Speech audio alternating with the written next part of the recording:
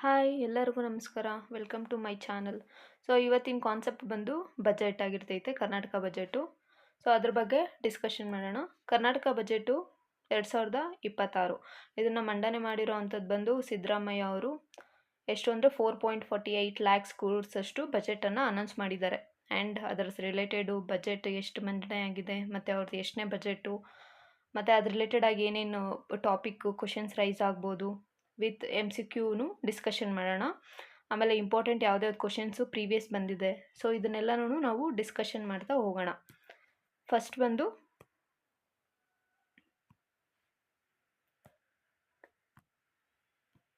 So Karnataka budget ಇದು ಸಿದ್ದರಾಮಯ್ಯ ಅವರು ಎಷ್ಟನೇ ಬಜೆಟು ಅಂತಂದರೆ 17ನೇ ಬಜೆಟ್ ಆಗಿರುತ್ತೆ. ಇದಕ್ಕೂ ಮುಂಚೆ ಅತಿ ಹೆಚ್ಚು ಬಜೆಟನ್ನು ಯಾರು ಮಂಡನೆ ಮಾಡಿರೋದು ಅಂದರೆ ಒಂದು ರಾಮಕೃಷ್ಣ ಹೆಗಡೆ ಅವರು, ಅದಾದಮೇಲೆ BSY ಅಂತಂದರೆ ಯಡಿಯೂರಪ್ಪನವರು. ಅವರು ಎಷ್ಟು ಬಾರಿ ಬಜೆಟನ್ನು ಮಂಡನೆ ಮಾಡಿದ್ದಾರೆ ಅಂತಂದರೆ 8 ಬಾರಿ ಬಜೆಟನ್ನು ಮಂಡನೆ ಮಾಡಿದ್ದಾರೆ. ಇನ್ನು ನಾವು ನಮ್ಮ ಒಂದು ರಾಜ್ಯ ಅಥವಾ ರಾಜ್ಯಗಳಿಗೆ ಕಂಪೇರ್ ಮಾಡಿದ್ರೆ ನಾವು ಏನು ಸ್ಟೇಟ್ಸ್ ಅದರಲ್ಲಿ ಅತಿ ಹೆಚ್ಚು ಯಾರು ಬಜೆಟ್ನ ಮಂಡನೆ ಮಾಡಿರೋದು ಅಂತಂದರೆ ವಾಜುಭಾಯಿ ವಾಲಾ ಅವರು. ಸೊ ಇವರು ಪ್ರೀವಿಯಸ್ ಕರ್ನಾಟಕ ರಾಜ್ಯಪಾಲರಾಗಿ ಕೆಲಸ ಮಾಡಿರ್ತಾರೆ. ಇವರು ದೇಶದಲ್ಲಿನೇ ಇಡೀ ದೇಶಕ್ಕೆ ಕಂಪೇರ್ ಮಾಡಿದ್ರೆ ಯಾವ ಸಿ ಎಮ್ ಅಲ್ಲ, ಯಾರು ಅತಿ ಹೆಚ್ಚು ಬಜೆಟನ್ನು ಮಂಡನೆ ಮಾಡಿರೋದು ಅಂತಂದರೆ ವಾಜುಭಾಯಿ ವಾಲಾ ಆಗಿರ್ತಾರೆ. ಎಷ್ಟು ಬಾರಿ ಅಂತಂದರೆ 18 ಬಾರಿ ಆಗಿರ್ತಾರೆ. ಸೊ ಇನ್ನು ಗ್ಯಾರಂಟಿಗಳು ಬಗ್ಗೆ ಮತ್ತು ಎಷ್ಟು ಹಣ ಬಜೆಟ್ ಕೊಟ್ಟಿದ್ದಾರೆ, ಯಾವ್ದ್ಯಾವ್ದಕ್ಕೆ ಎಷ್ಟೆಷ್ಟು ಕೊಟ್ಟಿದ್ದಾರೆ ಅನ್ನೋದನ್ನೆಲ್ಲನೂ ನಾವು ನೋಡ್ತಾ ಹೋಗೋಣ. ಇನ್ನು ನಮ್ಮ ಒಂದು ಕಾಂಗ್ರೆಸ್ ಸರ್ಕಾರ ಈ ಸರಿ ಅವರು ಬಜೆಟನ್ನು ಮಂಡನೆ ಮಾಡಿರೋದ್ರಲ್ಲಿ ಅತಿ ಹೆಚ್ಚು ಯಾವುದಕ್ಕೆ ಅಂದರೆ ಶಿಕ್ಷಣ ಇಲಾಖೆ ಕೊಟ್ಟಿದ್ದಾರೆ. ಇನ್ನು ಅವ್ರದ್ದು ಸಿದ್ದರಾಮಯ್ಯ ಅವರ ಎಷ್ಟನೇ ಬಜೆಟ್ ಅಂತಂದರೆ ಇದು 17ನೇ ಬಜೆಟ್ ಆಗಿರುತ್ತೆ. ಇನ್ನೊಂದು ಕ್ವಶನ್ ರೈಸ್ ಆಗ್ಬೋದು, ಏನು ಅಂತಂದರೆ ಯಾವಾಗಲೂ ಅಷ್ಟೇ ಬಜೆಟನ್ನು ಏನದು ಹಣಕಾಸಿನ ಒಂದು ಖಾತೆಯನ್ನು ಯಾರು ವಹಿಸ್ಕೊಂಡಿರ್ತಾರೋ ಅವರು ಇದನ್ನು ಮಂಡನೆ ಮಾಡ್ತಾರೆ. ಸೊ ಹಾಗಿದ್ರೆ ಹಣಕಾಸಿನ ಖಾತೆಯನ್ನು ಯಾರು ಯಾವಾಗಲೂ CM ಅವರೇ ವಹಿಸ್ಕೊಂಡಿರ್ತಾರ? ಇಲ್ಲ. ಬಟ್ ನಮ್ಮ ಒಂದು ಇದರಲ್ಲಿ ಇವಾಗ ಸದ್ಯಕ್ಕೆ ಕರ್ನಾಟಕ ಗೌರ್ನಮೆಂಟಲ್ಲಿ ಸಿದ್ದರಾಮಯ್ಯ ಅವರೇ ಹಣಕಾಸಿನ ಖಾತೆಯನ್ನು ನಿರ್ವಹಿಸ್ತಾ ಇರೋದು. ಅದಕ್ಕೆ ಬೇರೆಯವ್ರು ಇರ್ಬೋದಾ? ಇಡ್ಬೋದು. ಸೊ ಬಟ್ ನಮ್ಮದರಲ್ಲಿ ಇವಾಗ ಸಿದ್ದರಾಮಯ್ಯ ಅವರೇ ಈ ಒಂದು ಹಣಕಾಸಿನ ಖಾತೆಯನ್ನು ನಿರ್ವಹಿಸ್ತಾ ಇದ್ದಾರೆ. ಸೊ ಇದು ಅವರ 17ನೇ ಬಜೆಟ್ ಆಗಿರುತ್ತೆ.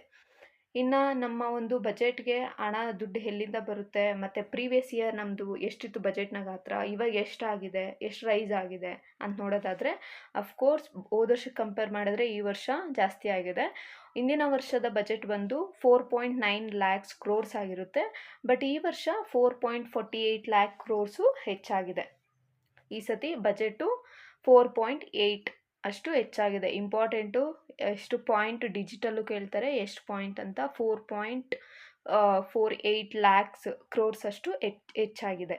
ಇನ್ನು ನಾವು 2026-27ನೇ ಬಜೆಟ್ನ ಒಂದು ಬಂಡವಾಳ ವೆಚ್ಚ ಅಂದರೆ ಆ ಒಂದು 2025 ಪ್ರೀವಿಯಸ್ ಇಯರಲ್ಲಿ ನಮ್ಮದು ಬಂಡವಾಳ ವೆಚ್ಚ ಅಂದರೆ ಕ್ಯಾಪಿಟಲ್ ಎಕ್ಸ್ಪೆಂಡಿಚರ್ ಎಷ್ಟಿತ್ತು ಅಂತಂದರೆ ನೋಡೋದಾದರೆ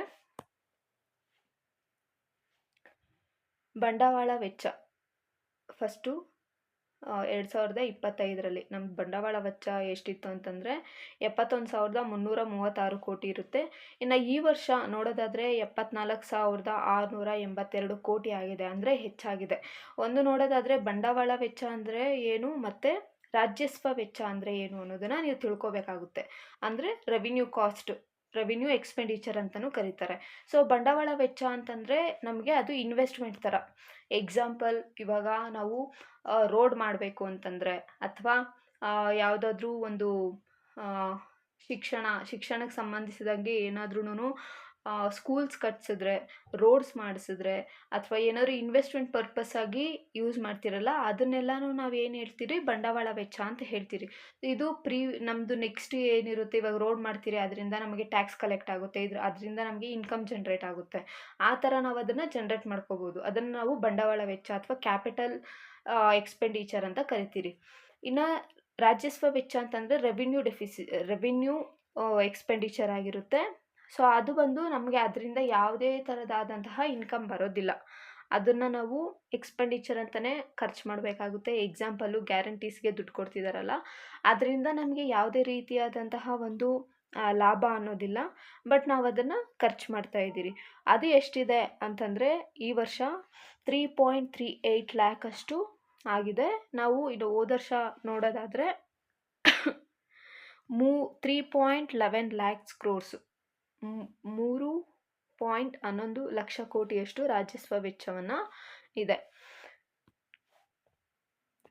ಇನ್ನು ಬಜೆಟ್ ಬಗ್ಗೆ ನೋಡೋದಾದರೆ ಬಜೆಟ್ಟು ಅವರು 3.5 ಗಂಟೆಯಷ್ಟು ಟೈಮ್ ತೊಗೊಂಡು ಬಜೆಟ್ ನಾವು ಈ ಒಂದು ಏಜಲ್ಲಿ ಇಷ್ಟು ಹೊತ್ತು ನಿಂತ್ಕೊಂಡು ಬಜೆಟನ್ನು ಮಂಡನೆ ಮಾಡಿದ್ದಾರೆ.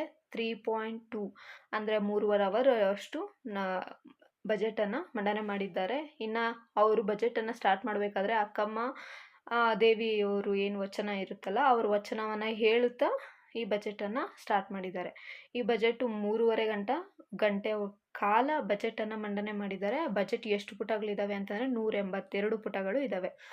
ಇನ್ನು ನಾವು ಗ್ಯಾರಂಟಿಗಳ ಬಗ್ಗೆ ನೋಡೋದಾದರೆ ಫೇಮಸ್ ಇವಾಗ ಎಲ್ಲ ಏನು ಗ್ಯಾರಂಟಿ ಸರ್ಕಾರಗಳಾಗ್ಬಿಟ್ಟಿದ್ದಾವೆ ಎಲ್ಲ ಸ್ಟೇಟ್ಗಳಲ್ಲೂ. ಕಾಂಗ್ರೆಸ್ ಆಗಿರ್ಬೋದು, BJP ಆಗಿರ್ಬೋದು, ಯಾರಾದರೂ ಆಗಿರ್ಬೋದು, ಇವಾಗ ಗ್ಯಾರಂಟೀಸೇ ಫೇಮಸ್ ಆಗಿದೆ. ಹಂಗೆ ನೋಡೋದಾದರೆ ಇವಾಗ ನಮ್ಮದರಲ್ಲಿ ಈ ಗ್ಯಾರಂಟೀಸ್ ಬಗ್ಗೆ ಈ ವರ್ಷದಲ್ಲಿ ಬಜೆಟಲ್ಲಿ ಸಿದ್ದರಾಮಯ್ಯ ಅವರು ಯಾವ್ದ್ಯಾವುದಕ್ಕೆ ಎಷ್ಟೆಷ್ಟು ಬಜೆಟ್ ಕೊಟ್ಟಿದ್ದಾರೆ ಅಂತ ನೋಡೋದಾದರೆ ಫಸ್ಟ್ ಅನ್ನಭಾಗ್ಯಕ್ಕೆ ಬಂದು 6,200 ಕೋಟಿಯಷ್ಟು ಬಜೆಟನ್ನು ಕೊಟ್ಟಿದ್ದಾರೆ. ಇನ್ನು ಗೃಹಜ್ಯೋತಿಗೆ ಎಷ್ಟು ಯೂನಿಟ್ಸ್ವರೆಗೂ ನಾವು ಫ್ರೀಯಾಗಿ ತೊಗೋಬಹುದು ಅಂತಲೂ ಕ್ವಶನ್ ಕೇಳಿದ್ದಾರೆ. ಪ್ರೀವಿಯಸ್ ಕ್ವಶನ್ ಒಂದು KE ಡಿಪಾರ್ಟ್ಮೆಂಟಲ್ಲಿ ಎಷ್ಟು ಯೂನಿಟ್ ಅಂದರೆ 200 ಯೂನಿಟ್ಸ್ವರೆಗೂ ನಾವು ಫ್ರೀಯಾಗಿ ಕರೆಂಟನ್ನು ತೊಗೋಬೋದು. ಅಲ್ಲಿವರೆಗೂ ನಾವು ಬಿಲ್ ಕಟ್ಟಂಗಿಲ್ಲ. ಆಮೇಲೆ 200 ಯೂನಿಟ್ ಮೇಲೆ ನಮಗೆ ಬರ್ತಿದೆ ಅಂತಂದರೆ ನಾವು ಅವಾಗ ಬಿಲ್ ಕಟ್ಟಬೇಕಾಗುತ್ತೆ. ಸೊ ಅದಕ್ಕೆ ಎಷ್ಟು ಕೋಟಿ ಕೊಟ್ಟಿದ್ದಾರೆ ಅಂತಂದರೆ 10,578 ಕೋಟಿಯಷ್ಟು ಕೊಟ್ಟಿದ್ದಾರೆ. ಇನ್ನು ಗೃಹಲಕ್ಷ್ಮಿಗೆ 2,200 ಬರ್ತಿದೆ ಅಲ್ಲ ನಿಮಗೆ, ಮಂತ್ಲಿ ಬರ್ತಿದೆಯಾ ಕಮೆಂಟ್ ಮಾಡಿ. ಗೃಹಲಕ್ಷ್ಮಿ ಎಷ್ಟು ಕೊಟ್ಟಿದ್ದಾರೆ ಅಂತಂದರೆ 28,608 ಕೋಟಿಯಷ್ಟು ಗೃಹಲಕ್ಷ್ಮಿ ಕೊಡ್ತಿದ್ದಾರೆ. ಇನ್ನು ಶಕ್ತಿ ಯೋಜನೆ ನಮ್ಮ ಮಹಿಳೆಯರಿಗೆ 5,300 ಕೋಟಿ ಕೊಟ್ಟಿದ್ದಾರೆ. ಎಷ್ಟು ಅಂತಂದರೆ ಶಕ್ತಿ ಯೋಜನೆಗೆ. ಇನ್ನು ನಾವು ಮೇಜರಾಗಿ ಇನ್ನೊಂದು ಯೋಜನೆ ನೋಡೋದಾದರೆ ಯುವ ನಿಧಿಗೆ ಈ ಸರಿ ಬಜೆಟಲ್ಲಿ ದುಡ್ಡು ಕೊಟ್ಟಿಲ್ಲ. ಅದು ಯಾಕಂತನೂ ಗೊತ್ತಿಲ್ಲ. ದುಡ್ಡು ನೆಕ್ಸ್ಟ್ ಕೊಡಬಹುದಾ ಗೊತ್ತಿಲ್ಲ. ಬಟ್ ಇವಾಗ ಸದ್ಯಕ್ಕೆ ಬಜೆಟಲ್ಲಿ ಅವರು ಅನೌನ್ಸ್ ಮಾಡಿರೋ ಪ್ರಕಾರ ನಮಗೆ ಈ ಒಂದು ಬಜೆಟಲ್ಲಿ ಯುವ ನಿಧಿಗೆ ದುಡ್ಡು ಕೊಟ್ಟಿಲ್ಲ. ಕೊಡ್ತಾರಾ ಗೊತ್ತಿಲ್ಲ. ಸೊ ಇದರಲ್ಲಿ ಯಾವ ಒಂದು ಯೋಜನೆಗೆ ದುಡ್ಡು ಕೊಟ್ಟಿಲ್ಲ ಅಂತಂದರೆ ಈ ಒಂದು ಯುವ ನಿಧಿಗೆ ಕೊಟ್ಟಿಲ್ಲ. ಇನ್ನು 4 ಗ್ಯಾರಂಟೀಸ್ಗೆ ಏನೋ ದುಡ್ಡನ್ನು ಕೊಟ್ಟಿದ್ದಾರೆ. ಓಕೆ, ಇನ್ನು ಬಜೆಟಲ್ಲಿ ನಮ್ಮ ಒಂದು ಯಾವ್ಯಾವ ಮೂಲಗಳಿಂದ ನಮಗೆ ಆದಾಯ ಬರುತ್ತೆ ಅಂತ ನೋಡೋದಾದರೆ ಕರ್ನಾಟಕ ಬಜೆಟು ಅಲ್ಲಿ ಫಸ್ಟ್ ಥಿಂಗ್ ನಮಗೆ ಅತಿ ಹೆಚ್ಚು ಯಾವುದರಿಂದ ನಮಗೆ ಆದಾಯ ಬರ್ತಿದೆ ಅಂತಂದರೆ ರಾಜ್ಯ ತೆರಿಗೆ ಆದಾಯದಿಂದ ನಮಗೆ 49% ಅತಿ ಹೆಚ್ಚು ನಮಗೆ ರಾಜ್ಯ ತೆರಿಗೆ ಆದಾಯದಿಂದ ನಮಗೆ ಬರ್ತಿದೆ ಅಮೌಂಟು. ಇನ್ನು ನೆಕ್ಸ್ಟ್ ಬಂದೆ ಬಂಡವಾಳ ಜಮೆ ಮತ್ತು ಸಾಲನೇ ನಾವು ಅತಿ ಹೆಚ್ಚು ಇವಾಗ 29% ತೊಗೊಳ್ತಿದ್ದೀರಿ. ನೆಕ್ಸ್ಟು ತೆರಿಗೆ ಪಾಲು ಕೇಂದ್ರದಿಂದ ನಮ್ಗೆ ಏನು ದುಡ್ಡು ಕೊಡ್ತಾರಲ್ಲ, ಸೊ ಅದರಿಂದ 14% ಬರ್ತಿದೆ. ಇನ್ನು ಕೇಂದ್ರದ ಸರ್ಕಾರದಿಂದ ಸಹಾಯಧನ 4% ಬರ್ತಿದೆ. ರಾಜ್ಯ ತೆರಿಗೆಯೇತರ ರಾಜಸ್ವದಿಂದ ನಮಗೆ 4% ಬರ್ತಿದೆ. ಅತಿ ಹೆಚ್ಚು ಬರ್ತಿರೋದು ರಾಜ್ಯ ತೆರಿಗೆ ಆದಾಯದಿಂದ ನಮಗೆ ಇನ್ಕಮ್ ಬರ್ತಾ ಇರೋಂಥದ್ದು. ಇನ್ನು ನಾವು ನೆಕ್ಸ್ಟ್ ನೋಡೋದಾದರೆ ಇಲಾಖೆವಾರು ಹಂಚಿಕೆ ಮಾಡಲಾಗಿದೆ. ಇದು ಇಂಪಾರ್ಟೆಂಟು, ಕ್ವಶನ್ ರೈಸ್ ಆಗಬಹುದು. ಅತಿ ಹೆಚ್ಚು ಯಾವ ಒಂದು ಇಲಾಖೆಗೆ ಈ ಸತಿ ಬಜೆಟಲ್ಲಿ ದುಡ್ಡು ಕೊಟ್ಟಿದ್ದಾರೆ ಅಂತಂದರೆ ಫಸ್ಟ್ ಶಿಕ್ಷಣ ಇಲಾಖೆಗೆ 47,224 ಕೋಟಿಯಷ್ಟು ಶಿಕ್ಷಣ ಇಲಾಖೆಗೆ ಈ ಸರಿ ಅತಿ ಹೆಚ್ಚು ಬಜೆಟನ್ನು ಸಿದ್ದರಾಮಯ್ಯ ಅವರು ಕೊಟ್ಟಿದ್ದಾರೆ. ನೆಕ್ಸ್ಟು ಮಹಿಳಾ ಮತ್ತು ಮಕ್ಕಳ ಕಲ್ಯಾಣ ಇಲಾಖೆಗೆ 34,929 ಕೋಟಿಯನ್ನು ಕೊಟ್ಟಿದ್ದಾರೆ. ಇನ್ನು ಇಂಧನ ಇಲಾಖೆಗೆ 29,947 ಕೋಟಿ ಕೊಟ್ಟಿದ್ದಾರೆ. ಗ್ರಾಮೀಣಾಭಿವೃದ್ಧಿಗೆ 26,559 ಕೋಟಿಯನ್ನು ಈ ಸರಿ ಬಜೆಟಲ್ಲಿ ಕೊಟ್ಟಿದ್ದಾರೆ. ಇನ್ನೂ ಸಾಕಷ್ಟು ಒಂದು ಡಿಪಾರ್ಟ್ಮೆಂಟ್ಸ್ಗೆ ದುಡ್ಡು ಕೊಟ್ಟಿದ್ದಾರೆ. ಬಟ್ ನಮಗೆ ಎಕ್ಸಾಮ್ ಪರ್ಪಸ್ಸಿಂದ ನಮಗೆ ಈ 4 ಡಿಪಾರ್ಟ್ಮೆಂಟ್ ನೋಡಿಕೊಂಡ್ರೆ ಎನ್ನಫ್. ಸೊ ನಮಗೆ ಅತಿ ಹೆಚ್ಚು ಯಾವ ಒಂದು ಡಿಪಾರ್ಟ್ಮೆಂಟ್ಗೆ ಕೊಟ್ಟಿದ್ದಾರೆ ದುಡ್ಡು ಅಂದರೆ ಶಿಕ್ಷಣ ಇಲಾಖೆಗೆ ಅಮೌಂಟು ಕೇಳಬಹುದು. 47,224 ಕೋಟಿಯನ್ನು ಶಿಕ್ಷಣ ಇಲಾಖೆಗೆ ಈ ಸರಿ ಅತಿ ಹೆಚ್ಚು ಕೊಟ್ಟಿರೋ ಅಂಥದ್ದು ಈ ಡಿಪಾರ್ಟ್ಮೆಂಟ್ಗೆ. ಇನ್ನು ಕೆಲವೊಂದಷ್ಟು ಕಡೆ ಎಲ್ಲನೂ ಪೊಲೀಸ್ ಡಿಪಾರ್ಟ್ಮೆಂಟ್ ಸಂಬಂಧಿಸಿದಂಗೆ. ಸೊ ಇದು ಬೇರೆ ಎಕ್ಸಾಮ್ಗೆಲ್ಲ ಅಷ್ಟು ಇಂಪಾರ್ಟೆಂಟ್ ಆಗಲ್ಲ. ಮೇ ಬಿ ಪೊಲೀಸ್ ಡಿಪಾರ್ಟ್ಮೆಂಟಲ್ಲಿ ಎಕ್ಸಾಮ್ PC ಇದು ಕಾಲ್ಫರ್ ಆದರೆ ಎಷ್ಟು ಜಿಲ್ಲೆಗಳಿಗೆ ಈ ಸರಿ ಪೊಲೀಸ್ ಠಾಣೆಗಳನ್ನು, ಹೊಸ ಪೊಲೀಸ್ ಠಾಣೆಯನ್ನು ಮಂಜೂರು ಮಾಡೋದಕ್ಕೆ ಘೋಷಣೆ ಮಾಡಿದ್ದಾರೆ ಅಂತಂದರೆ 12 ಹೊಸ ಒಂದು ಪೊಲೀಸ್ ಠಾಣೆಗಳನ್ನು ಘೋಷಣೆ ಮಾಡಿದ್ದಾರೆ. ಯಾವ್ದ್ಯಾವುದು ಅಂತಂದರೆ ದಕ್ಷಿಣ ಕನ್ನಡದಲ್ಲಿ ಬೆಂಗಳೂರು ಗ್ರಾಮಾಂತರ, ಬೆಳಗಾವಿ, ಮತ್ತು ಯಾದಗಿರಿ, ಚಿತ್ರದುರ್ಗ, ದಾವಣಗೆರೆ, ಹಾವೇರಿ, ಮೈಸೂರು, ಕೋಲಾರ, ಚಾಮರಾಜನಗರ. ಇಷ್ಟು 12 ಹೊಸ ಒಂದು ಜಿಲ್ಲೆಗಳಲ್ಲಿ ಪೊಲೀಸ್ ಠಾಣೆಯನ್ನು ಘೋಷಣೆ ಮಾಡೋದಕ್ಕೆ ಈ ಬಜೆಟಲ್ಲಿ ಅನುಮೋದನೆ ಕೊಟ್ಟಿದ್ದಾರೆ. ರಾಜ್ಯಸ್ವ ವೆಚ್ಚ ಆಗಲೇ ಹೇಳ್ದಂಗೆ, ರಾಜ್ಯಸ್ವ ವೆಚ್ಚ ಅಂತಂದರೆ ನಮಗೆ ರೆವಿನ್ಯೂ ಎಕ್ಸ್ಪೆಂಡಿಚರ್ ಆಗುತ್ತೆ. ಅದು ಎಷ್ಟು ಲಕ್ಷ ಕೋಟಿ ಅಂತ ಆಗಲೇ ಹೇಳಿದೆ. 3,38,700 ಲಕ್ಷ ಕೋಟಿಯಷ್ಟು ಈ ಒಂದು ರಾಜ್ಯಸ್ವ ವೆಚ್ಚ ಇರೋದು. ಇದು ರಾಜ್ಯಸ್ವ ವೆಚ್ಚ ಅಂತಂದರೆ ಅದೇ ಸಂಬಳ ಕೊಡೋದಕ್ಕೆ, ಮತ್ತು ಪಿಂಚಣಿ, ಸಬ್ಸಿಡಿ, ಮತ್ತು ಇವಾಗ ಗ್ಯಾರಂಟೀಸ್ಗೆ ಇದಕ್ಕೆಲ್ಲ ಕೊಡ್ತಾರಲ್ಲ, ಅದನ್ನು ನಾವೆಲ್ಲನೂ ರೆವಿನ್ಯೂ ಡೆಫಿಸಿಟ್ ಅಂತ ಕರಿತೀರಿ. ರೆವಿನ್ಯೂ ಡೆಫಿಸಿಟ್ ಅಂದರೆ ಅದರಿಂದ ನಮಗೇನು ಇನ್ಕಮ್ ಬರೋದಿಲ್ಲ ಸರ್ಕಾರಕ್ಕೆ. ಕ್ಯಾಪಿಟಲ್ ಎಕ್ಸ್ಪೆಂಡಿಚರ್ ಅಂದರೆ ನಾವು ಅದನ್ನು ಇನ್ವೆಸ್ಟ್ ಮಾಡಿದ್ರೆ ನಮಗೆ ಅದು ಮತ್ತೆ ರಿಟರ್ನ್ ನಮಗೆ ಬರುತ್ತೆ ದುಡ್ಡು, ಅದರಿಂದನೂ ಇನ್ಕಮ್ ಜನ್ರೇಟ್ ಆಗುತ್ತೆ ನೆಕ್ಸ್ಟ್ ಸರ್ಕಾರ ನಡೆಸೋದಕ್ಕೋಸ್ಕರ. ಇದನ್ನು ನಾವು ಬಂಡವಾಳ ವೆಚ್ಚ ಅಂತ ಕರಿತೀರಿ. ಇದು ಅಭಿವೃದ್ಧಿಗೋಸ್ಕರ ಅಂದರೆ ರಸ್ತೆ, ಕಟ್ಟಡ ನಿರ್ಮಾಣ, ಹೊಸ ಏನಾದ್ರು ನಿರ್ಮಾಣ ಮಾಡಬೇಕು ಅಂತಂದರೆ ಈ ಬಂಡವಾಳ ವೆಚ್ಚ ಅಂದರೆ ಕ್ಯಾಪಿಟಲ್ ಎಕ್ಸ್ಪೆಂಡಿಚರ್ ಅಂತ ಏನು ಕರಿತೀರಿ, ಇದು ಹೆಲ್ಪ್ ಆಗುತ್ತೆ. ಈ ಒಂದು ರಾಜ್ಯಸ್ವ ವೆಚ್ಚಕ್ಕೆ ನಮ್ಮ ಗೌರ್ಮೆಂಟಿಂದ ಅತಿ ಹೆಚ್ಚು ಅಂದರೆ 3/4 ಆಗಷ್ಟು ಹಣ ಇದಕ್ಕೆ ಹೋಗ್ತಿದೆ. ಓಕೆ,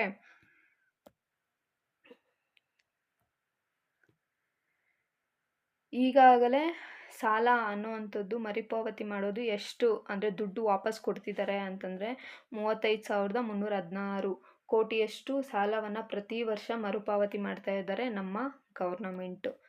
ಇನ್ನು ನೆಕ್ಸ್ಟ್ ಇಂಪಾರ್ಟೆಂಟ್ ಥಿಂಗ್ ಏನು ಅಂತಂದರೆ ವಿತ್ತೀಯ ಕೊರತೆ ಅಂತ ನೀವು ಕೇಳೇ ಇರ್ತೀರಿ. ಎಕ್ಸಾಮಲ್ಲಂತೂ ಐ ಥಿಂಕ್ 2-3 ಟೈಮ್ಸು ಇವಾಗ ಪ್ರೀವಿಯಸ್ ಒಂದು 2 ಇಯರ್ಸ್ ಬ್ಯಾಕ್ ಕ್ವಶನ್ ಪೇಪರ್ಸ್ ಎಲ್ಲ ನೋಡೋದಾದರೆ ವಿತ್ತೀಯ ಕೊರತೆ ಮೇಲೆ ಕ್ವಶನ್ ಕೇಳಿದ್ದಾರೆ. ವಿತ್ತೀಯ ಕೊರತೆ ಅಥವಾ ಫಿಸಿಕಲ್ ಡೆಫಿಸಿಟ್ ಅಂತಂದರೆ ಏನು ಅಂತಂದರೆ, ಇವಾಗ ಫಾರ್ ಎಕ್ಸಾಂಪಲ್ ನಮಗೆ ಒಂದು 100 ರೂಪಾಯಿ ನಮಗೆ ಇನ್ಕಮ್ ಬರ್ತಾ ಇರುತ್ತೆ ಅಂತ ಇಟ್ಕೊಳ್ಳಿ. ಆ 100 ರೂಪಾಯಲ್ಲಿ ನಾವು ಎಕ್ಸ್ಪೆಂಡಿಚರ್ ಮಾಡೋದಕ್ಕೋಸ್ಕರ 120 ರೂಪಾಯಿ ಖರ್ಚು ಮಾಡ್ತಿದ್ದೀರಿ. 120 ರೂಪಾಯಿ ಖರ್ಚು ಮಾಡಿದ್ರೆ ಇನ್ನು 20 ರೂಪಾಯಿ ಏನಿದೆ ಅದನ್ನೇ ನಾವು ವಿತ್ತೀಯ ಕೊರತೆ ಅಂತ ಕರಿತೀರಿ. ಈ 20 ರೂಪಾಯಿನ ಏನು ಮಾಡ್ತೀರಿ, ಸಾಲ ತಗೊಳ್ತೀರಿ. ನಮಗೆ ದುಡ್ಡು ಬರ್ತಿರೋದು 100 ರೂಪಾಯಿ, ನಮಗೆ ಇನ್ಕಮ್ ಬರ್ತಿರೋದು, ಬಟ್ ನಾವು ಖರ್ಚು ಮಾಡ್ತಿರೋದು ಒಂದು 120 ರೂಪಾಯಿ. ಇನ್ನು 20 ರೂಪಾಯಿ ಏನಿದೆ ಅಲ್ಲ ಅದನ್ನೇ ವಿತ್ತೀಯ ಕೊರತೆ ಅಂತ ಕರಿತೀವಿ. ಇದನ್ನು ನಾವು ಸಾಲ ಮಾಡ್ತೀರಿ. ಈ ಥರ ಮಾಡೋದ್ರಲ್ಲಿ ನಮ್ಮ ಗೌರ್ನಮೆಂಟ್ದು ಎಷ್ಟಿದೆ ಅಂತಂದರೆ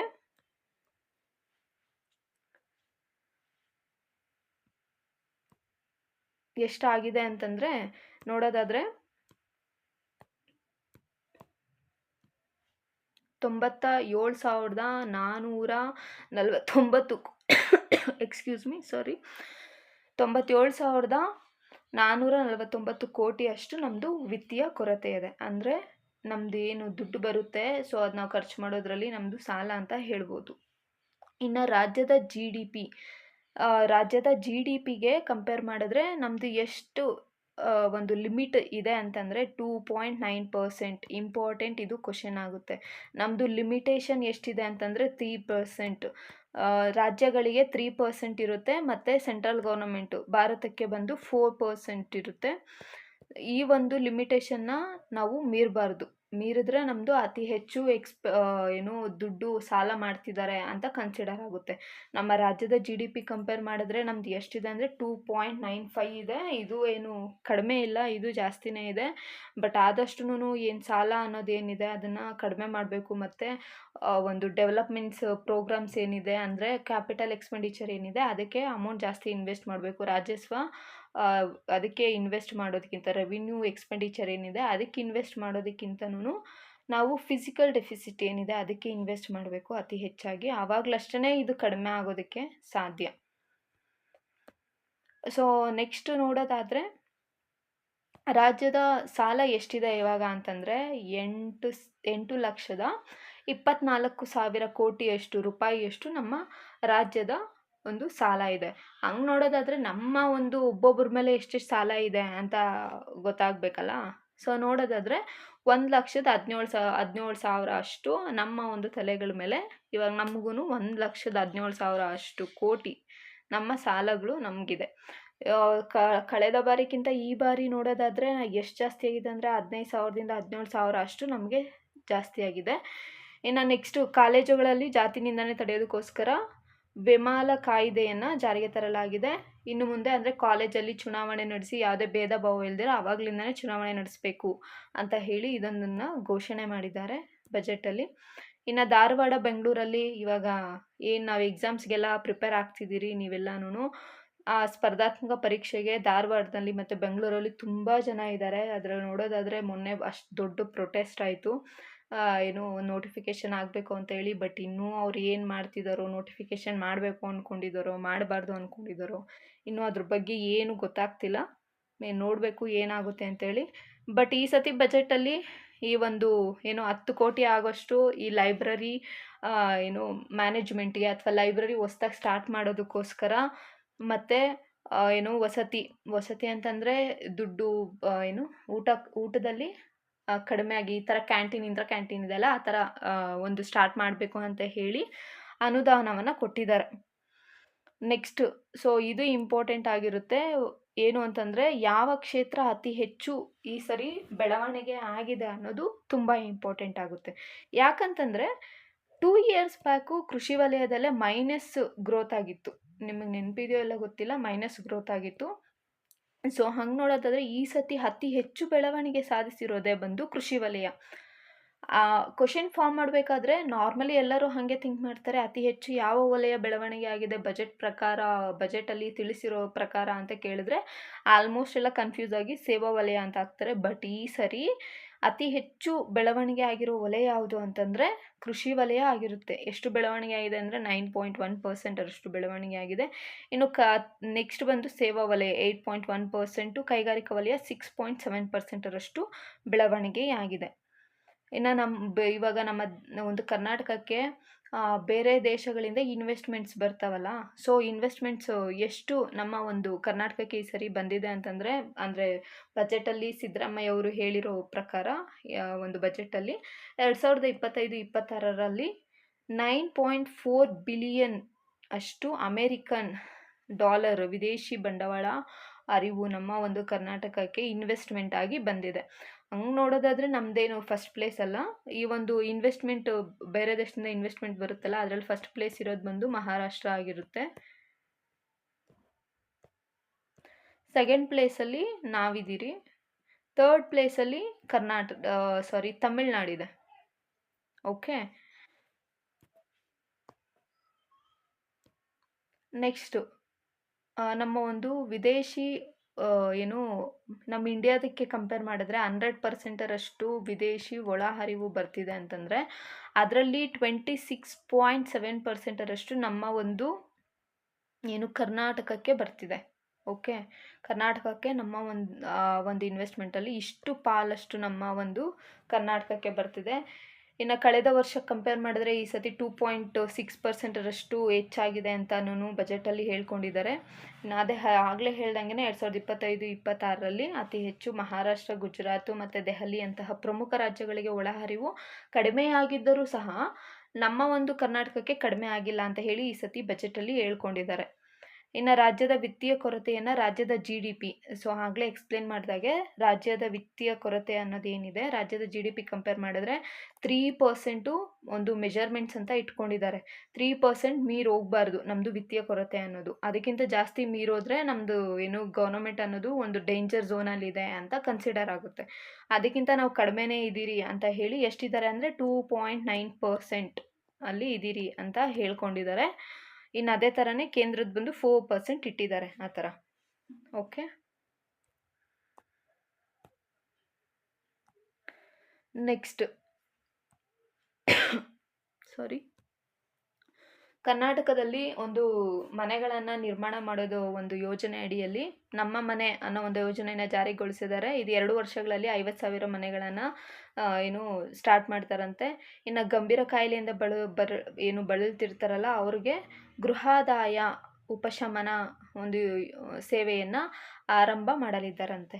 ನೆಕ್ಸ್ಟ್ ಬಂದು ಕೃಷಿಗೆ ಸಂಬಂಧಿಸಿದಂಗೆ ಈ ಸಂಸ್ಕರಣೆ ಮತ್ತು ಮೌಲ್ಯವರ್ಧನೆ ಮತ್ತು ಮಾರುಕಟ್ಟೆ ಸಂಪರ್ಕ ಇದು ಮಾಡೋದಕ್ಕೆ ಮತ್ತು ಕೃಷಿಯಲ್ಲಿ ಡೆವಲಪ್ಮೆಂಟ್ಸ್ ಆಗೋದಕ್ಕೆ, ಕೃಷಿಯ ತ್ಯಾಜ್ಯವನ್ನು ಮರುಬಳಕೆ ಮಾಡೋದಕ್ಕೋಸ್ಕರ, ಒಂದು ರೈತರ ಸ್ಥಿತಿಯನ್ನು ಚೆನ್ನಾಗಿ ಮಾಡೋದಕ್ಕೋಸ್ಕರ ಒಂದು ಯೋಜನೆಯನ್ನು ಜಾರಿಗೆ ತಂದಿದ್ದಾರೆ. ಅದನ್ನೇ ನಾವು ಮುಖ್ಯಮಂತ್ರಿ ಕೃಷಿ ವಿಸ್ತಾರ ಯೋಜನೆ ಅಂತ ಕರಿತೀವಿ. ಸೊ ಇದು 3 ವರ್ಷಗಳಲ್ಲಿ ನಾವು ಎಲ್ಲ ಡೆವಲಪ್ಮೆಂಟ್ಸ್ ಮಾಡ್ತೀರಿ, ಅಂದರೆ ಗ್ರಾಮೀಣ ಒಂದು ರೈತರಿಗೆ ಸ್ಥಿರ ಮತ್ತು ಹೆಚ್ಚುವರಿ ಆದಾಯ ಮೂಲಗಳನ್ನು ಕಲ್ಪಿಸಿಕೊಡ್ತೀರಿ ಅಂತ ಹೇಳಿ ಈ ಒಂದು ಬಜೆಟಲ್ಲಿ ಅನುಷ್ಠಾನ ಮಾಡಿದ್ದಾರೆ. ಅದಕ್ಕೆ ಎಷ್ಟು ದುಡ್ಡು ಕೊಟ್ಟಿದ್ದಾರೆ ಅಂತಂದರೆ 100 ಕೋಟಿಯಷ್ಟು ಕೊಟ್ಟಿದ್ದಾರೆ. ನೆಕ್ಸ್ಟ್ ಬಂದು ಮಿಲೆಟ್ಸ್ ಹಬ್ ಇದು ಯಾವುದಕ್ಕೆ ಸಂಬಂಧಿಸಿದ್ದು ಅಂತಂದರೆ ಸಿರಿಧಾನ್ಯ ಮತ್ತು ಸಾವಯವ ಉತ್ಪನ್ನಗಳಿಗೆ ಸಂಬಂಧಿಸಿದ್ದು ಮಿಲೆಟ್ ಹಬ್ ಆಗಿರುತ್ತೆ. ಮತ್ತು ವಸು ಅಮೃತ, ಸೊ ಇದು ಯಾವ ಒಂದು ಕಾರ್ಯಕ್ರಮವಾಗಿದೆ, ಯಾವುದಕ್ಕೆ ಸಂಬಂಧಿಸಿದ್ದು ಅಂದರೆ ಪರಿಸರ ಸ್ನೇಹಿ ಮತ್ತು ಸುಸ್ಥಿರ ಕೃಷಿ ಪದ್ಧತಿಗೆ ಸಂಬಂಧಿಸಿದ್ದು. ಅದರ ಉತ್ತೇಜನಕ್ಕೋಸ್ಕರ ಈ ಒಂದು ಯೋಜನೆಯನ್ನು ಜಾರಿಗೆ ತಂದಿದ್ದಾರೆ. ಸಸ್ಯ ಸಂಜೀವಿನಿ ಯೋಜನೆ ಯಾವುದಕ್ಕೆ ಸಂಬಂಧಿಸಿದ್ದು ಅಂತಂದರೆ ಈ ಕೀಟನಾಶಕಗಳಿರ್ತಾವಲ್ಲ ಅವುಗಳು ಮತ್ತು ಜೈವಿಕವಾಗಿ ಒಂದು ಇವಿರ್ತಾವಲ್ಲ ಕೀಟನಾಶಕಗಳು, ಸೊ ಇದ್ರ ಜೊತೆಯಲ್ಲೇ ನಾವು ಸುರಕ್ಷತೆಯನ್ನು ಹೇಗೆ ಕಂಡುಕೊಬೇಕು ಅಂತ ಹೇಳಿ ಈ ಒಂದು ಯೋಜನೆಯಲ್ಲಿ ನಮಗೆ ತಿಳಿಸ್ಕೊಡ್ತಾರೆ, ಸಸ್ಯ ಸಂಜೀವಿನಿ ಯೋಜನೆ ಅಡಿಯಲ್ಲಿ. ಇನ್ನು ರೈತ ಕರೆ ಕೇಂದ್ರಗಳನ್ನು ನಿರ್ಮಾಣ ಮಾಡಬೇಕು ಅಂತ ಹೇಳಿ ಈ ಸತಿ ಅಂದ್ಕೊಂಡಿದ್ದಾರೆ. ಅಂದರೆ ರೈತರಿಗೆ ಹವಾಮಾನದ ಬಗ್ಗೆ ಇನ್ಫಾರ್ಮೇಷನ್ ಕೊಡಬೇಕು ಮತ್ತು ಮಾರುಕಟ್ಟೆ, ಕೃಷಿ, ತಾಂತ್ರಿಕ ಇಲಾಖೆಗಳ ಮಾಹಿತಿ ತ್ವರಿತವಾಗಿ ಅವ್ರಿಗೆ ಹೋಗಬೇಕು ಅಂತ ಹೇಳಿ ಈ ರೈತ ಕರೆ ಕೇಂದ್ರವನ್ನು ಈ ಸರಿ ಜಾರಿಗೊಳಿಸೋದಕ್ಕೋಸ್ಕರ ಈ ಬಜೆಟಲ್ಲಿ ಹೇಳಿದ್ದಾರೆ ಸಿದ್ದರಾಮಯ್ಯ ಅವರು. ಇನ್ನು ಜಾನುವಾರುಗಳ ಸಂತಾನೋತ್ಪತ್ತಿ ಸಮಸ್ಯೆಗಳನ್ನು ನಿವಾರಿಸೋದಕ್ಕೋಸ್ಕರ ವರ್ಷಕ್ಕೊಂದು ಕರು ಎಂಬ ಘೋಷಣೆ ಅಡಿಯಲ್ಲಿ ರಾಜ್ಯದ 1000 ಗ್ರಾಮ ಪಂಚಾಯಿತಿಗಳಿಗೆ ಫಲಾಧಾರೆ ಶಿಬಿರವನ್ನು ಪ್ರಕಟಿಸಲಾಗಿದೆ. ಎಲ್ಲ ಗ್ರಾಮ ಪಂಚಾಯಿತಿಗಳಲ್ಲೂ ಸಹ ಗ್ರಾಮ ಪಂಚಾಯಿತಿಗಳಿದಾವಲ್ಲ ಅದಕ್ಕೆಲ್ಲದಕ್ಕೂ ಏನಂತ ಹೆಸರನ್ನ ಮರುನಾಮಕರಣ ಮಾಡಬೇಕು ಅಂತ ಒಂದು ಡಿಸೈಡ್ ಮಾಡಿದ್ದಾರೆ ಅಂತಂದರೆ ಮಹಾತ್ಮ ಗಾಂಧಿ ಗ್ರಾಮ ಪಂಚಾಯಿತಿ ಅಂತ. ಗ್ರಾಮ ಪಂಚಾಯಿತಿಗಳ ಹೆಸರನ್ನು ಮಹಾತ್ಮ ಗಾಂಧಿ ಗ್ರಾಮ ಪಂಚಾಯಿತಿ ಅಂತ ನಾಮಕರಣ ಮಾಡಲು ತೀರ್ಮಾನಿಸಲಾಗಿದೆ. ಸೊ ನಿಮಗೆ ಗೊತ್ತಿರೋ ಹಾಗೆ ಒಂದು ಇವಾಗ MG ನರೇಗಾ ಅಂತ ಏನಿತ್ತು ಅದನ್ನು ಮನ್ರೇಗಾ ಕಾಯ್ದೆ ಇವಾಗ ನಾವು ಚೇಂಜ್ ಮಾಡಿದ್ದಾರೆ. ಏನು ಅಂತಂದರೆ VBG ಕಾಯ್ದೆ ಅಂತ ಹೇಳಿ, ಅಂದರೆ ವಿಕಸಿತ ಭಾರತ ಉದ್ಯೋಗ ಖಾತ್ರಿ ಜೀವನೋಪಾಯ ಅಭಿಯಾನ ಅಂತ ಆ ಒಂದು ಕಾಯ್ದೆಯನ್ನು ಚೇಂಜ್ ಮಾಡಿದ್ದಾರೆ. ಮನ್ರೇಗಾ ಕಾಯ್ದೆ ಇನ್ನು ಮುಂದೆ ಆ ಥರ ಇರ್ತೈತೆ. ಓಕೆ,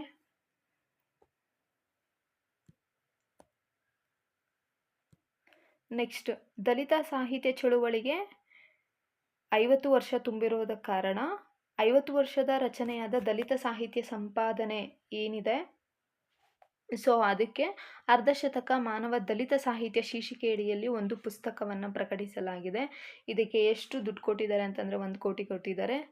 ನೆಕ್ಸ್ಟ್ ರಾಜ್ಯ ಸರ್ಕಾರ ಈ ಬಾರಿ ಬಜೆಟಲ್ಲಿ ತಲಾ 2 ಪ್ರತಿಷ್ಠಾನ ಟ್ರಸ್ಟ್ಗಳನ್ನು ಒಂದು ಸ್ಥಾಪನೆ ಮಾಡಿ ಸಂತ ಶಿಶುನಾಳ ಶರೀಫ ಮತ್ತು ವೀರರಾಣಿ ಮಲ್ಲಮ್ಮ ಅನ್ನೋರು ಏನಿದ್ದಾರೆ ಅವರ ಹೆಸರಲ್ಲಿ ಸ್ಥಾಪನೆ ಮಾಡಬೇಕು ಅಂತ ಹೇಳಿ ಈ ಸರಿ ಬಜೆಟಲ್ಲಿ ಹೇಳಿದ್ದಾರೆ. ಮತ್ತು ದಲಿತ ಸಾಹಿತ್ಯಕ್ಕೆ 50 ವರ್ಷ ತುಂಬಿರುವ ಕಾರಣ ಇದಕ್ಕೆ 1 ಕೋಟಿಯಷ್ಟು ಬಜೆಟನ್ನು ಕೊಟ್ಟಿದ್ದಾರೆ.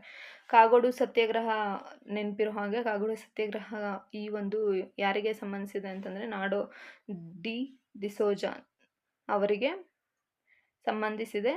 ಸೊ ಇನ್ನು ಸ್ವತಂತ್ರ ಹೋರಾಟದಲ್ಲಿ ಭಾಗವಹಿಸಿದ ಅಂಡಮಾನ್ ದ್ವೀಪಗಳಲ್ಲಿ ಕರಾಳ ಶಿಕ್ಷೆಗೊಳಗಾದ ಕರ್ನಾಟಕದ 59 ಕನ್ನಡಿಗರು ಏರಿದ್ದಾರೆ. ಅವರ ಒಂದು ವೀರಗತೆ ಕುರಿತು ಅನಾವಿಕ ಸ್ವತಂತ್ರ ಹೋರಾಟಗಾರರು ಎಂಬ ಕೃತಿಯನ್ನು ಕರ್ನಾಟಕ ಸಾಹಿತ್ಯ ಅಕಾಡೆಮಿ ವಸತಿಯಿಂದ ಪ್ರಕಟಿಸಲಾಗುವುದು ಅಂತ ಹೇಳಿದ್ದಾರೆ. ಕೃಷಿ ಪರಿಹಾರಗಳ ರೈತ ಮಾಲನ್ನು ಸ್ಥಾಪನೆ ಮಾಡಬೇಕು ಅಂತ ಹೇಳಿ, ಎಲ್ಲಿ ಅಂದರೆ ಮೈಸೂರು ಒಂದು ಪಾರ್ಕ್ ಇದೆ ನ್ಯಾಷನಲ್ ಲಿಮಿಟೆಡು, ಸೊ MSIL ಅಲ್ಲಿ ರೈತರ ಮಾಲನ್ನು ಸ್ಟಾರ್ಟ್ ಮಾಡಬೇಕು ಅಂತ ಹೇಳಿ ಈ ಸರಿ ಬಜೆಟಲ್ಲಿ ಹೇಳಿದ್ದಾರೆ. ಇನ್ನು ಪರಿಸರ ಮತ್ತು ಸುಸ್ಥಿರ ಕೃಷಿ ಪದ್ಧತಿ ಉತ್ತೇಜನಕ್ಕೆ ವಸು ಅಮೃತ ಒಂದು ಯೋಜನೆಯನ್ನು ಆಗಲೇ ಹೇಳ್ದಂಗೆ ಅದನ್ನು ಸ್ಟಾರ್ಟ್ ಮಾಡಿದ್ದಾರೆ. ಇನ್ನು ಸಂಪೂರ್ಣ ಜಿಲ್ಲೆಯನ್ನು ಸೊ ಇದು ಇಂಪಾರ್ಟೆಂಟ್ ಆಗುತ್ತೆ. ಯಾಕೆ ಅಂದರೆ ಯಾವ ಒಂದು ಜಿಲ್ಲೆಯನ್ನು ನಾವು ಸಂಪೂರ್ಣ ಸಾವಯವ ತಾಲೂಕಾಗಿ ಮಾಡ್ತೀರಿ ಅಂತ ಬಜೆಟಲ್ಲಿ ಘೋಷಣೆ ಮಾಡಿದ್ದಾರೆ ಅಂತಂದರೆ ಮಂಡ್ಯ ಜಿಲ್ಲೆಯ ಪಾಂಡವಪುರ ಅನ್ನು ನಾವು ಸಾವಯವ ತಾಲೂಕನ್ನಾಗಿ ಮಾಡ್ತೀವಿ ಅಂತ ಹೇಳಿ ಈ ಸರಿ ಬಜೆಟಲ್ಲಿ ಹೇಳಿದ್ದಾರೆ. ನೆಕ್ಸ್ಟ್ ನೋಡೋದಾದ್ರೆ ನಾವು CM ಸೌರ ಕೃಷಿ ಯೋಜನೆ, ಮುಖ್ಯಮಂತ್ರಿ ಕೃಷಿ ಯೋಜನೆಯಡಿಯಲ್ಲಿ 10,500 10,000 ಕೋಟಿಯಷ್ಟು ನಮಗೆ ಈ ಸರಿ ಬಜೆಟಲ್ಲಿ ಸೌರ ವಿದ್ಯುತ್ ಸ್ಥಾವರ ಆರಂಭಿಸೋದಕ್ಕೋಸ್ಕರ ಈ ಬಜೆಟಲ್ಲಿ ದುಡ್ಡು ಕೊಟ್ಟಿದ್ದಾರೆ. ಕುಸುಮ್ ಮಾದರಿಯಲ್ಲಿಯೇ ಮುಖ್ಯಮಂತ್ರಿ ಸೌರ ಕೃಷಿ ಯೋಜನೆಯನ್ನು ಕರ್ನಾಟಕದ ವಿದ್ಯುತ್ ಪ್ರಸರಣ ನಿಗಮವನ್ನು ಜಾರಿಗೊಳಿಸೋದಕ್ಕೆ ತೀರ್ಮಾನ ಮಾಡಲಾಗಿದೆ. KHB ಸೂರ್ಯ ಕ್ರೀಡಾ ಗ್ರಾಮ ಎಂಬ ಹೆಸರಿನಲ್ಲಿ ಬೆಂಗಳೂರು ನಗರ ಆನೇಕಲ್ ತಾಲೂಕಿನಲ್ಲಿ ರಾಷ್ಟ್ರೀಯ ಕ್ರೀಡಾಂಗಣವನ್ನು ನಿರ್ಮಾಣ ಮಾಡೋದಕ್ಕೆ ಸಿದ್ದರಾಮಯ್ಯ ಅವರು ಈ ಸರಿ ಬಜೆಟಲ್ಲಿ ಕೊಟ್ಟಿದ್ದಾರೆ. ನೆಕ್ಸ್ಟ್ KHB ವತಿಯಿಂದ ನಮ್ಮ ಮನೆ ಯೋಜನೆ ಅಡಿಯಲ್ಲಿ 2 ವರ್ಷಗಳಲ್ಲಿ 50,000 ನಿವೇಶನ ರಿಯಾಯಿತಿ ದರದಲ್ಲಿ ಒಂದು ಮನೆಗಳನ್ನು ನಿರ್ಮಾಣ ಮಾಡ್ತೀವಿ ಅಂತ ಹೇಳಿ ಈ ಸರಿ ಬಜೆಟಲ್ಲಿ ದುಡ್ಡು ಕೊಡಲಾಗಿದೆ. ಮುಖ್ಯಮಂತ್ರಿ ಅಮೃತ ನಾಗರುತ್ಪನ್ನಂ ಅಂದರೆ ಮುನಿಸಿಪಾಲಿಟಿ ಯೋಜನೆ ಅಡಿಯಲ್ಲಿ 4 ಹಂತಗಳಲ್ಲಿ ಅಭಿವೃದ್ಧಿಗೆ 500 ಕೋಟಿಯನ್ನು ಕೊಡ್ತೀವಿ ಅಂತ ಹೇಳಿದ್ದಾರೆ. ಇನ್ನು ಇಂಪಾರ್ಟೆಂಟ್ ಈ ಸತಿ ಬಜೆಟಲ್ಲಿ ತುಂಬ ಗಮನ ಸೆಳೆದಿದ್ದ ವಿಷಯ ಏನು ಅಂತಂದರೆ ಮಕ್ಕಳಿಗೆ ಜಾಲತಾಣ ನಿಷೇಧ ಮಾಡಬೇಕು ಅಂತ ಹೇಳಿ ಈ ಸತಿ ಸಿದ್ದರಾಮಯ್ಯ ಅವರು ಬಜೆಟಲ್ಲಿ ಹೇಳಿದ್ದಾರೆ. ಎಷ್ಟು ವರ್ಷ ಅಂದರೆ ಮಕ್ಕಳಿಗೆ ಅಂತಂದರೆ ಎಲ್ಲರೂ ಅಂದ್ಕೊಳ್ತಾರೆ 16 ವರ್ಷದ ಮಕ್ಕಳು 18 ವರ್ಷದ ಕೆಳಗಡೆ ಇರೋ ಮಕ್ಕಳಿಗೆ ಮೊಬೈಲ್ ನಿಷೇಧ. ಸ್ಟೇಟ್ಮೆಂಟ್ ವೈಸಲ್ಲಿ ಕ್ವಶನ್ ಕೇಳ್ಬೋದು. ಎಷ್ಟು ವರ್ಷ ಅಂತಂದರೆ 18 ವರ್ಷದ ಕೆಳಗಿರೋ ಮಕ್ಕಳಿಗೆ ಮೊಬೈಲನ್ನು ನಿಷೇಧ ಮಾಡಲು ಈ ಸತಿ ಬಜೆಟಲ್ಲಿ ತೀರ್ಮಾನಿಸಲಾಗಿದೆ ಅಂತ ಹೇಳಿ ಸ್ಟೇಟ್ಮೆಂಟ್ ವೈಸ್ ಹಿಂಗೆ ಕ್ವಶನ್ಸ್ ಕೇಳಿದ್ರೆ, ಆದರೆ 18 ವರ್ಷ ಅಲ್ಲ 16 ವರ್ಷದ ಒಳಗಿನ ಮಕ್ಕಳಿಗೆ ಸಾಮಾಜಿಕ ಜಾಲತಾಣಗಳ ನಿಷೇಧ ಕ್ರಮ ಕೈಗೊಳ್ಳೋದಕ್ಕೆ CM ಘೋಷಣೆ ಮಾಡಿದ್ದಾರೆ. ಇದು ಇಂಪಾರ್ಟೆಂಟು. ಎಷ್ಟು ವರ್ಷ ಅಂತಂದರೆ 16 ವರ್ಷಕ್ಕಿಂತ ಕೆಳಗಡೆ ಇರುವವರಿಗೆ. ಹೆಚ್ಚುತ್ತಿರುವ ಒಂದು ಮೊಬೈಲ್ ಬಳಕೆಯನ್ನು ಮಕ್ಕಳ ಮಾನಸಿಕ ಮತ್ತು ಶಿಕ್ಷಣ ಒಂದು ಕ್ಷಮತೆ ಏನಿರುತ್ತೆ ಅದು ಕಡಿಮೆ ಆಗುತ್ತೆ ಮತ್ತು ಓದೋದಕ್ಕೆ ಮತ್ತು ತುಂಬ ಮೆಂಟಲಿ ಸ್ಟೇಬಲ್ ಇರೋದಿಲ್ಲ ಅಂತ ಹೇಳಿ ಸಿದ್ದರಾಮಯ್ಯ ಅವರು ಈ ಒಂದು ನಿರ್ಧಾರವನ್ನು ಕೈಗೊಳ್ಳಲಾಗಿದೆ. ಇನ್ನು ಗೌರ್ನಮೆಂಟ್ ಶಾಲೆಗಳು ಪಬ್ಲಿಕ್ ಸ್ಕೂಲ್ಸ್ ಕರ್ನಾಟಕದಲ್ಲಿ ಅದನ್ನು ಶಾಲೆಗಳನ್ನು ಪ್ರಾರಂಭ ಮಾಡಬೇಕು ಅಂತ ಹೇಳಿ 3,900 ಕೋಟಿಯಷ್ಟು ಅಮೌಂಟನ್ನು ಕೊಟ್ಟಿದ್ದಾರೆ. ಉಚಿತ ಪಠ್ಯಪುಸ್ತಕ ವಿತರಣೆ ಮಾಡೋದಕ್ಕೆ ವಿದ್ಯಾ ವಿಕಾಸ ಯೋಜನೆಯನ್ನು ಈ ಒಂದು ಇದರಲ್ಲಿ PUC ಹಂತದಲ್ಲಿ ವಿಸ್ತರಣೆ ಮಾಡಬೇಕು ಅಂತ ಹೇಳಿ ಈ ಒಂದು ವಿದ್ಯಾ ವಿಕಸನ ಯೋಜನೆಯಲ್ಲಿ ಹೇಳಿದ್ದಾರೆ. ಇನ್ನು AI ಕಲಿಕೆಗೆ ತುಂಬ ಇಂಪಾರ್ಟೆನ್ಸ್ ಕೊಟ್ಟಿದ್ದಾರೆ ಈ ಸತಿ ಬಜೆಟಲ್ಲಿ. AI ಕಾಲೇಜುಗಳು ಮತ್ತು 10th ಡಿಪ್ಲೊಮಾ ಕಾಲೇಜುಗಳಲ್ಲಿ ಏನಿದೆ ಈ ಕೋರ್ಸನ್ನು ಆರಂಭ ಮಾಡಬೇಕು ಅಂತೇಳಿ AIML ಕೋರ್ಸನ್ನು ಆರಂಭ ಮಾಡಬೇಕು ಅಂತ ಹೇಳಿ AIಗೆ ಸಂಬಂಧಿಸಿದಂತೆ ಈ ಸತಿ ಬಜೆಟಲ್ಲಿ ಮಂಡನೆ ಮಾಡಲಾಗಿದೆ. ಇನ್ನು ಸಿಲ್ಕ್ ಪಾರ್ಕನ್ನು ಎಲ್ಲಿ ಸ್ಥಾಪಿಸಲಾಗಿದೆ ಅಂತಂದರೆ ಇದು ಕ್ವಶನ್ ಆಗ್ಬೋದು. ಸಿಲ್ಕ್ ಪಾರ್ಕನ್ನು ಒಂದು 4 ಆಪ್ಷನ್ಸ್ ಕೊಡ್ಬೋದು. ರಾಮನಗರ, ಶಿಡ್ಲಘಟ್ಟ ಮತ್ತು ಬೆಂಗಳೂರು ಗ್ರಾಮಾಂತರ ಅಂತ ಹೇಳಿ ಕೊಟ್ಟರೆ, ಸೊ ಬೆಂಗಳೂರು ಗ್ರಾಮಾಂತರಗೆ ಸಿಲ್ಕ್ ಪಾರ್ಕ್ ಇದು ಮಾಡಿಲ್ಲ. ರಾಮನಗರ, ಶಿಡ್ಲಘಟ್ಟ, ಹಾವೇರಿ, ಪಾಂಡವಪುರ ಮತ್ತು ಕಲಬುರಗಿಯಲ್ಲಿ ಸಿಲ್ಕ್ ಪಾರ್ಕನ್ನು ಸ್ಥಾಪನೆ ಮಾಡ್ತೀವಿ ಅಂತ ಹೇಳಿ ಸಿದ್ದರಾಮಯ್ಯ ಅವರು ಬಜೆಟಲ್ಲಿ ಹೇಳಲಾಗಿದೆ. ಇನ್ನು ಈ ಸರಿ 53,054 ಪೋಸ್ಟ್ಗಳನ್ನ ಕಾಲ್ಫರ್ ಮಾಡ್ತೀರಿ, ಈ ವರ್ಷದಲ್ಲಿ ಫುಲ್ಫಿಲ್ ಮಾಡ್ಕೊಳ್ತೀರಿ, ನಾವು ತುಂಬಿಕೊಳ್ತೀರಿ ಅಂತ ಪ್ರೊಟೆಸ್ಟ್ ಆದಮೇಲೆ ಗೌರ್ನಮೆಂಟ್ ಹೇಳ್ತು. ಅದರಲ್ಲಿ ಫಸ್ಟ್ ಅಂತ ಹೇಳ್ಬೋದು ನಾವು ಪೊಲೀಸ್ ಇಲಾಖೆಯಲ್ಲಿ ನಾವು 8,000 ಒಂದು PC ನೇಮಕಾತಿಯನ್ನು ಮಾಡ್ಕೊಳ್ತೀರಿ ಅಂತ ಹೇಳಿದ್ದಾರೆ. ಅಸಂಘಟಿತ ಕಾರ್ಮಿಕರಿಗೆ ಆನ್ಲೈನ್ ಉದ್ಯೋಗ ಕೇಂದ್ರವನ್ನು ಸ್ಥಾಪನೆ ಮಾಡೋದಕ್ಕೋಸ್ಕರ ಕಾಯಕ ಭಾಗ್ಯವನ್ನು ಯೋಜನೆಯನ್ನು ಜಾರಿಗೆ ತಂದಿದ್ದಾರೆ. ಎಲ್ಲ ಗ್ರಾಮ ಪಂಚಾಯಿತಿಗಳಲ್ಲಿ ಮಹಾತ್ಮ ಗಾಂಧಿ ಗ್ರಾಮ ಪಂಚಾಯಿತಿ ಯೋಜನೆ ಗ್ರಾಮ ಪಂಚಾಯಿತಿಗಳ ಹೆಸರನ್ನು ಮರುನಾಮಕರಣ ಮಾಡಿದ್ದಾರೆ, ಮಹಾತ್ಮ ಗಾಂಧಿ ಗ್ರಾಮ ಪಂಚಾಯಿತಿ ಅಂತ. ಎಲ್ಲ ಗ್ರಾಮ ಪಂಚಾಯಿತಿಗಳಿಗೆ ಖಾಸಗಿ ಸಹಭಾಗಿತ್ವದಲ್ಲಿ ಸೋಲಾರ್ ಮೈಕ್ರೋ ಗ್ರಿಡ್ ಸ್ಥಾಪನೆ ಮಾಡೋದಕ್ಕೆ ಅನಂತ ಅನ್ನೋ ಯೋಜನೆಯನ್ನು ಜಾರಿಗೆಗೊಳಿಸಲಾಗಿದೆ. ಏನು ಅಂದರೆ ಖಾಸಗಿಯವರು ಸಹಭಾಗಿತ್ವದಲ್ಲಿ ಸೋಲಾರ್ ಮೈಕ್ರೋ ಗ್ರಿಡ್ ಸ್ಥಾಪನೆಗೆ ಯಾವ ಒಂದು ಯೋಜನೆಯನ್ನು ಅಲೋ ಮಾಡಿದ ಜಾರಿಗೊಳಿಸಿದ್ದಾರೆ ಅಂತಂದರೆ ಅನಂತ ಅನ್ನೋ ಒಂದು ಯೋಜನೆಯನ್ನು ಜಾರಿಗೊಳಿಸಿದ್ದಾರೆ.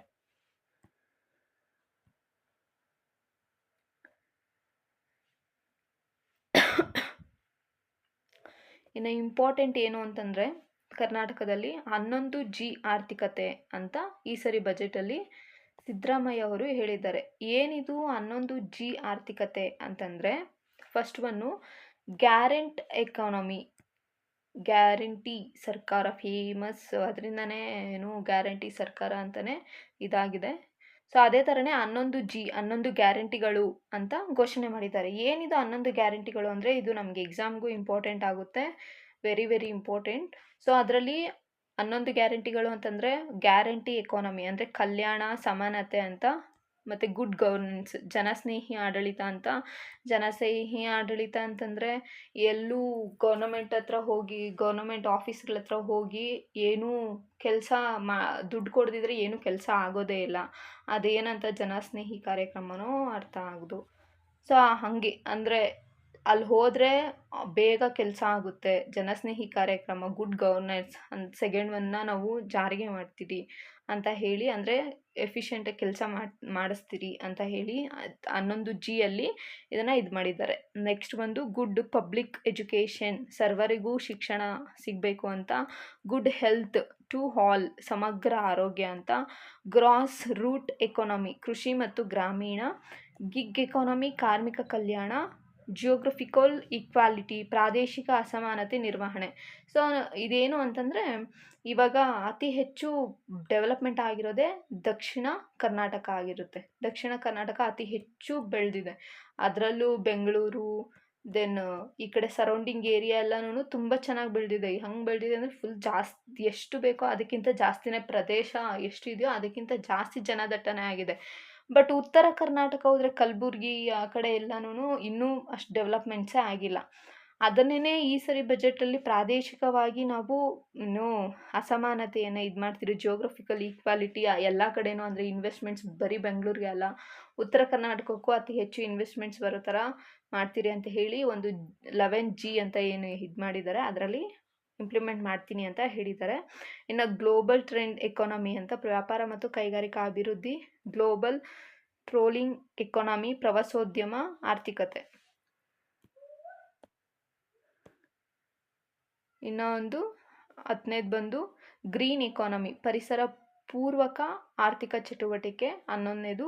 ಇನ್ನು ಗ್ರೋಯಿಂಗ್ ಅರ್ಬನ್ ಎಕಾನಮಿ, ನಗರ ಕೇಂದ್ರಿತ ಸುಸ್ಥಿರ ಆರ್ಥಿಕತೆ. ಸೊ ಇಷ್ಟು 11 ಏನಿದ್ದಾವೆ G11 ಅಂತ, 11 ಗ್ಯಾರಂಟೀಸ್ನ ನಾವು ಈ ಸರಿ ಮಾಡ್ತೀವಿ ಅಂತ ಹೇಳಿ ಕರ್ನಾಟಕ ಗೌರ್ನಮೆಂಟು ಭರವಸೆಯನ್ನು ಕೊಟ್ಟಿದ್ದಾರೆ. ಸೊ ಇಷ್ಟು ಬಜೆಟ್ ಕ್ಲಾಸ್ ಆಗಿರುತ್ತೆ. ಇನ್ನು ಇದಕ್ಕೆ ಸಂಬಂಧಿಸಿದಂತೆ MCQ ಅನ್ನು ಡಿಸ್ಕಷನ್ ಮಾಡೋದು ನೆಕ್ಸ್ಟ್ ಕ್ಲಾಸಲ್ಲಿ ಡಿಸ್ಕಷನ್ ಮಾಡೋಣ. ಇದಕ್ಕೆ ಸಂಬಂಧಿಸಿದ್ದು ಯಾವುದ್ಯಾವ್ದು ಇಂಪಾರ್ಟೆಂಟ್ ಕ್ವಶನ್ಸ್ ಇದ್ದಾವೆ, ಏನೇನು ಎಕ್ಸಾಮಲ್ಲಿ ಬರಬಹುದು ಅಂತ ಹೇಳಿ, ಸೊ ಆ ಪರ್ಪಸ್ಸಾಗಿ MCQನ ಡಿಸ್ಕಷನ್ ಮಾಡೋಣ ಇದಕ್ಕೆ ಸಂಬಂಧಿಸಿದಂಗೆ. ಇನ್ನು ನಿಮಗೊಂದು ಕ್ವಶನ್ ಕೇಳೋದಾದರೆ, ನನ್ನೊಂದು ಒಂದು ಕ್ವಶನ್ ಇರುತ್ತೆ. ಮನ್ರೇಗಾ ಕಾಯ್ದೆ ಇತ್ತಲ್ಲ, ಸೊ ಅದು ಎಷ್ಟರಲ್ಲಿ ಜಾರಿಗೆ ಬಂತು, ಮತ್ತು ಇವಾಗ ಅದಕ್ಕೆ ಏನಂತ ಹೆಸರು ಚೇಂಜ್ ಮಾಡಿದ್ದಾರೆ ಆಯಾ ಒಂದು ಕಾಯ್ದೆಗೆ, ಇದನ್ನು ನೀವು ಕಮೆಂಟ್ ಬಾಕ್ಸಲ್ಲಿ ತಿಳಿಸ್ಬೇಕಾಗುತ್ತೆ. ಸೊ ಕ್ಲಾಸ್ ಕೇಳಿದ್ದಕ್ಕೆ ಎಲ್ಲರಿಗೂ ಥ್ಯಾಂಕ್ಸ್. ಕ್ಲಾಸ್ ಇಷ್ಟ ಆದರೆ ಸಬ್ಸ್ಕ್ರೈಬ್ ಮಾಡ್ಕೊಳ್ಳಿ ಆ್ಯಂಡ್ ಶೇರ್, ಲೈಕ್ ಮಾಡಿ. So thank you so much.